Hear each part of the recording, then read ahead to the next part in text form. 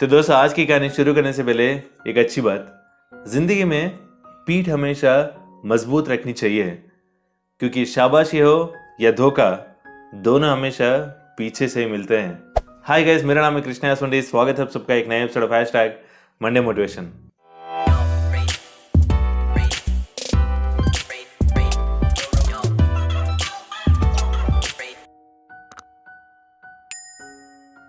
तो दोस्तों, इस हफ्ते की कहानी शुरू होती है एक राजमहल से।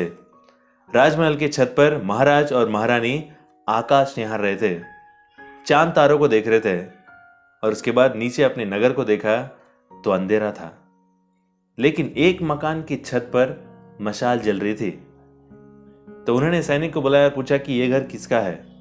तो सैनिक ने बताया कि यह घर एक व्यापारी का है, और यह व्यापारी प्रेम विवाह किया है, और उनके घर के रीति रिवाज है कि उनके घर के छत पर हमेशा मशाल जलती रहनी चाहिए, और लोग इनकी मिसाल लेते हैं इनकी प्यार के लिए, क्योंकि इतने सालों के बाद भी इन दोनों के बीच में बहुत प्यार है। ये कहकर वहां से सैनिक निकल जाता है, और उसके बाद राजा और रानी एक दूसरे को निहारते रहते हैं, और उन दोनों के बीच में चर्चा शुरू हो जाती है इस व्यापारी के बारे में, क्योंकि इतने सालों के बाद भी इन दोनों के बीच में इतना प्यार, उनकी वैवाहिक जीवन इतनी अच्छी तरीके से कैसे चल रही है। तो इसके बारे में दोनों के बीच में चर्चा शुरू हो जाती है। तो महाराज कहते हैं कि यह सब कुछ मुमकिन हुआ है उस पति की वजह से। पति बहुत समझदार है, इसीलिए उनका वैवाहिक जीवन इतनी अच्छी तरीके से चल रहा है। तो रानी साहिबा कहती है कि नहीं नहीं, ये सब कुछ मुमकिन हो रहा है उस पत्नी की वजह से। पत्नी बहुत समझदार है, बहुत सुशील है, सांप्रदाय है, और वो रिश्तों की अहमियत जानती है, रिश्तों को निभाना जानती है, इसीलिए इन दोनों के बीच में इतना अच्छा वैवाहिक जीवन चल रहा है। तो ये जो चर्चा जो है, ये डिबेट जैसा हो गया था।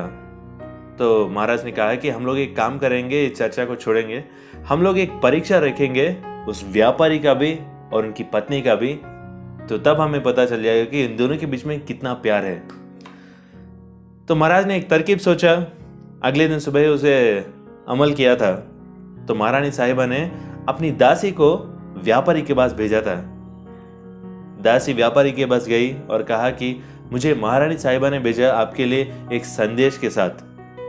तो व्यापारी ने कहा कि हाँ बताइए क्या है। तो दासी ने कहा कि बोलने में मुझे थोड़ा झिझक सा हो रहा है। तो व्यापारी ने कहा कि बेझिझक आप बोल सकते हैं जो भी है। तो दासी ने कहा कि महारानी साहिबा कह रही है कि अगर आप आपकी पत्नी की हत्या कर दें तो वो आपसे शादी करना चाहती है, वो आप पे मोहित हो गई है।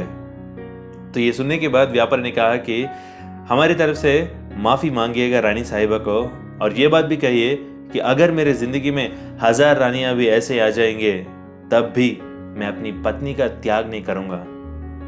और वहां से दासी रानी के पास आ गई। ये जो कुछ भी बातें हुई थी रानी को और राजा साहब को बताई। अभी व्यापारी की पत्नी की परीक्षा लेने के समय था।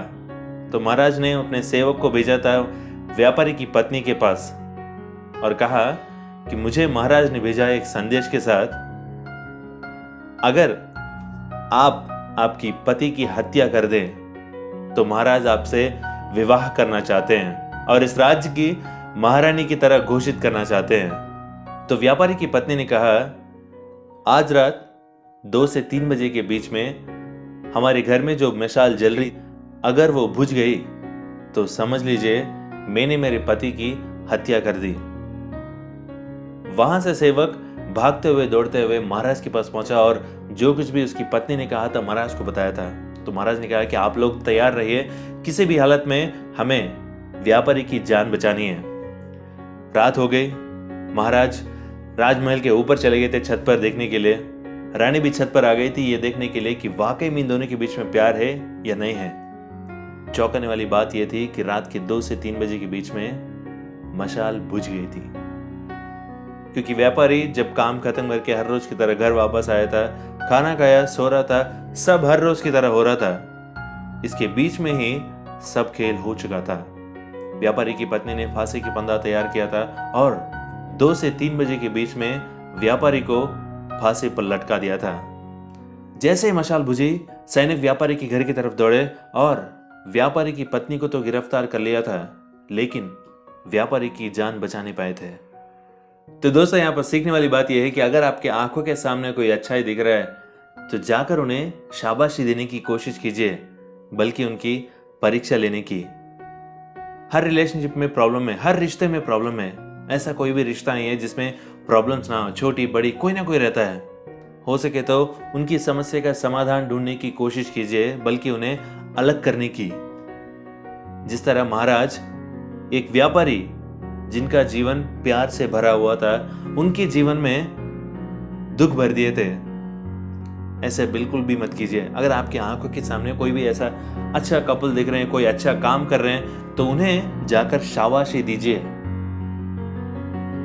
और वापस आते हैं अभी कहानी में। उस रात महाराज सोए नहीं थे। अगले दिन सुबह हुई। सुबह होने के बाद महाराज बहुत क्रोधित थे। उनके निर्णय से उन्हें बहुत गुस्सा आ रहा था। उन्हें ये धोखेबाजी देखने के बाद उन्हें नारी जाति से ही नफरत हो गया था। तो उन्होंने अपने महामंत्री को बुलाया था और कहा, सुनो, मैं अभी जंगल जा रहा हूं, शाम तक वापस आऊंगा, और इतने में इस नगर के जितने भी महिलाएं हैं उन सब के गले कटवा दो, फांसी पर लटका दो सबको। जब तक मैं वापस आऊंगा इस नगर में कोई भी महिला दिखनी नहीं चाहिए, और ये मेरा आदेश है, तुम्हें मानना पड़ेगा। यह कहकर महाराज घोड़े पर सवार होकर जंगल की तरफ चले गए थे। अब इस महामंत्री को समझ में नहीं आ रहा था कि अभी उसे करना क्या चाहिए, क्योंकि पूरी महिलाओं को तो अभी सर कटाना, फांसी पर लटकाना, मतलब ये थोड़ा उलझ सुलझ जैसा है। तो अभी सोच रहा था कि अभी करना क्या है उसे। अब महामंत्री करने क्या वाला है, जानने के लिए चैनल को सब्सक्राइब कीजिए और बेल आइकन को प्रेस कीजिए, क्योंकि आगे की कहानी अगले हफ्ते सोमवार सुबह 10 बजे मैं अपलोड करने वाला हूँ। तब तक इंतजार कीजिए। तो मिलेंगे अगले सोमवार सुबह 10 बजे मेरे YouTube चैनल पर।